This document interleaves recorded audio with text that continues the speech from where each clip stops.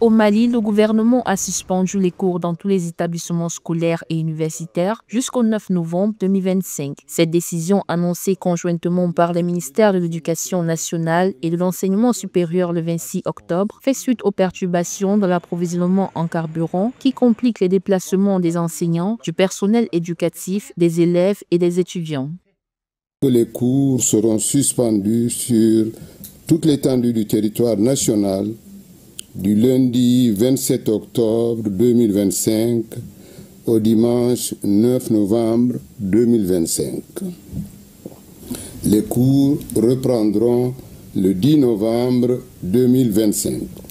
Depuis le mois de septembre 2025, le groupe de soutien à l'islam et aux musulmans affiliés à Al-Qaïda perturbe l'approvisionnement en carburant au Mali en imposant un blocus sur les livraisons en provenance des pays voisins. Le groupe cible particulièrement les camions-citernes venant du Sénégal et de la Côte d'Ivoire, principale voie d'acheminement des biens importés vers ce pays d'Afrique de l'Ouest.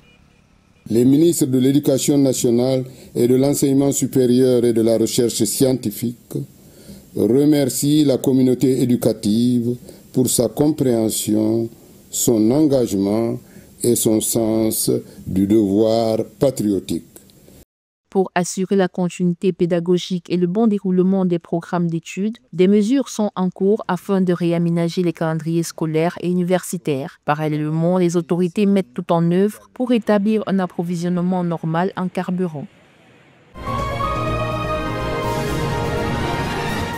En Tanzanie, l'économie numérique est en pleine expansion avec un marché du commerce électronique qui devrait atteindre 1,69 milliard de dollars d'ici 2030 grâce à une population de 7 millions d'utilisateurs actifs sur les réseaux sociaux. Selon les données de Statista Market Insight, cette croissance stimulera la création d'emplois et l'économie nationale. En réponse à cette prospérité en ligne, le gouvernement a instauré une nouvelle politique fiscale. Les entreprises et particuliers générant plus de 1 600 dollars par an via le commerce électronique devront payer une taxe forfaitaire de 40 dollars. Cette mesure vise à élargir l'assiette fiscale et à assurer l'équité entre les entreprises numériques et traditionnelles.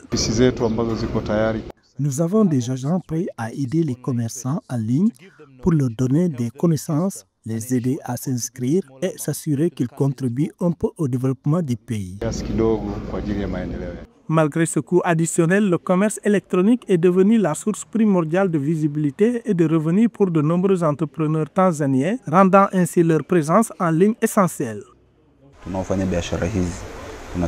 Ceux d'entre nous qui travaillent dans ce secteur doivent trouver des clients en ligne plutôt d'attendre des visites spontanées. De nos jours, de nombreux clients vérifient d'abord votre présence en ligne sur les réseaux sociaux. S'ils ne vous y trouvent pas, ils ne peuvent ni vous trouver ni vous faire confiance.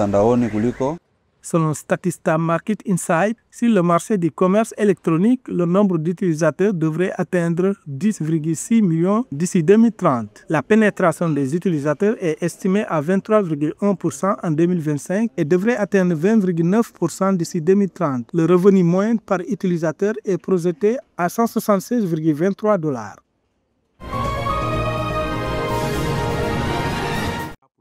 Dans un contexte régional marqué par une forte pression sécuritaire au Sahel, le ministre sénégalais de l'intégration africaine, des Affaires étrangères et des Sénégalais de l'extérieur, Cheikh Niang, a effectué une visite officielle en Mauritanie les 23 et 24 octobre 2025. Il s'est entretenu avec son homologue mauritanien, Mohamed Salem Ould Merzoug, ainsi qu'avec le Premier ministre. Cette mission s'inscrit dans une dynamique de rapprochement stratégique entre le Sénégal et la Mauritanie, axée sur la sécurité, la migration et l'énergie. La situation sécuritaire s'impose aux autorités sénégalaises et mauritaniennes et la décision d'organiser une coopération militaire pour sécuriser leurs frontières tombe sous le sens parce que ce qui se passe aujourd'hui au Mali est une catastrophe. Comment les autorités maliennes, malgré leurs déclarations et aussi l'appui des mercenaires russes, se retrouvent dans une situation où Bamako est quasiment en état de siège. Unis par le fleuve Sénégal et liés par plus de 800 km de frontières, le Sénégal et la Mauritanie entretiennent des relations historiques fondées sur d'intenses échanges culturels et économiques. Le rapprochement actuel intervient dans un contexte régional instable, marqué par la montée des violences djihadistes au Mali et une grave pénurie de carburant qui paralyse le pays depuis début octobre. Le 8 octobre 2025, plus de 100 camions-citernes ont été attaqués ou détruits dans les assauts revendiqués par un groupe affilié à Al-Qaïda. Prévenir vaut mieux que guérir et aujourd'hui, les Sénégalais et les Mauritaniens ont tout intérêt à coopérer pour non seulement assurer la sécurité au niveau de leurs frontières, mais aussi à partager du renseignement parce que aujourd'hui, la guerre contre les djihadistes, c'est aussi bien une guerre extérieure. Sur le plan économique, le partenariat entre le Sénégal et la Mauritanie repose sur un projet majeur, le champ gazier offshore Grand Tortue à Meyim. Entré en exploitation au printemps 2025, ce projet devrait produire 2,3 millions de tonnes de gaz naturel liquéfié par an lors de sa première phase.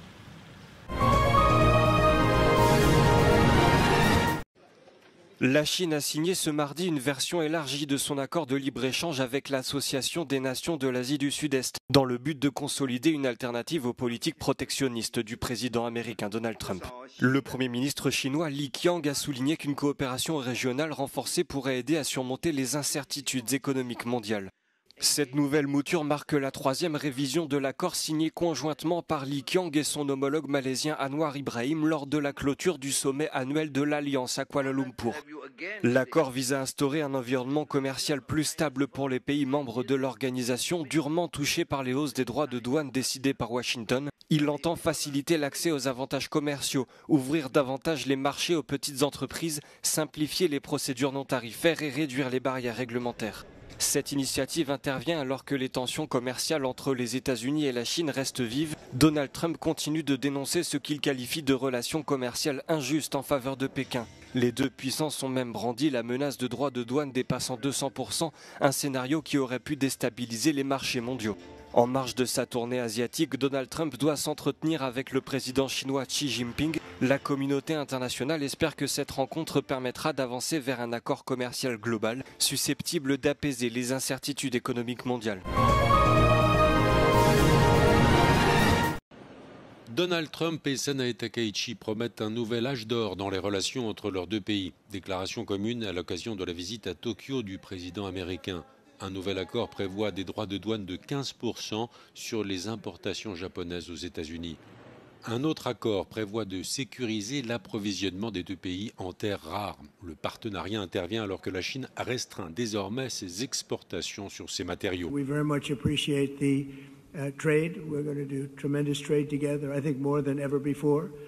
We're just signing a new deal and it's a very fair deal and we look forward to welcoming Japan into the United States and a continuation. And it's something that everybody is very, very excited about. Selon la Maison-Blanche, Sanae Takaichi a l'intention de recommander Donald Trump pour le prix Nobel de la paix. Sanae Takaichi est en poste depuis une semaine et met en avant la proximité qu'elle avait avec Shinzo Abe. L'ancien Premier ministre japonais qui fut assassiné avait tissé des liens étroits avec Donald Trump. 実は安倍総理からはよくトランプ大統領にダイナミックな外交について話を聞いていました。タイとカンボジアの停戦に成功し、トランプ大統領はまずアジアの平和に貢献をされました。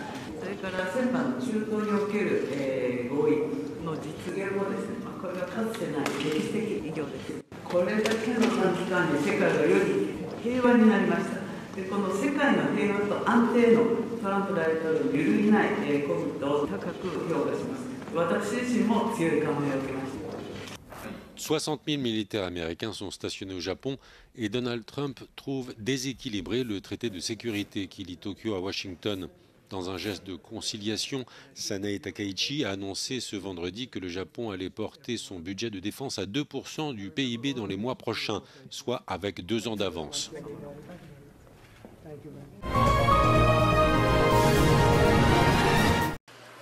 Deux ensembles de favelas du nord de Rio de Janeiro ont été le théâtre ce mardi de véritables scènes de guerre.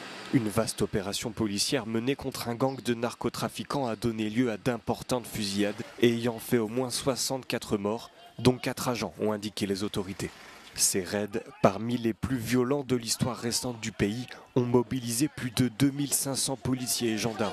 Plus de 80 suspects ont également été arrêtés et un nombre indéterminé de personnes ont été blessées, parmi lesquels des policiers, des trafiquants présumés et de simples habitants. Selon le gouverneur de l'État, 93 fusils d'assaut et plus d'une demi-tonne de drogue ont été saisis lors de ce qu'il qualifie de la plus grande opération de ce type dans l'histoire de la ville. Il a précisé que les personnes tuées ont résisté à l'action de la police et que les attaques contre les agents ne resteront pas impunies. Ces raids ultra-violents ont choqué jusqu'au Haut Commissariat des Nations Unies aux droits de l'homme qui s'est dit horrifié, a réclamé des enquêtes rapides et a rappelé aux autorités leurs obligations en vertu du droit international.